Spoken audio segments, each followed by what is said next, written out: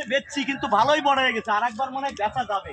আবার মানে হয় বেকার মতো হয়ে গেছে, মানে আরেকবার বেচা যাবে এটা। এই, কিরে? ওরে বাবা রে, ওরে বাবা। এই টাকলা, হ্যাঁ। এই হঠাৎ করে দৌড়ে বাঘের আওয়াজ।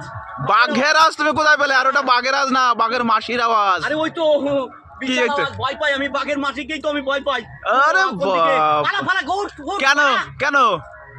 আরে বাঘের মাসিরে তুমি ভয় পাও এত? আরে বাবা কি করবো, বাঘের মাসিকে বিশাল ভয় পাই, বাঘকে ভয় পাই না।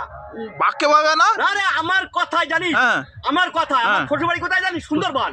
আমার কথায় সুন্দরবন তো বাঘ ছাগল এক বাটে ঘাস খায়।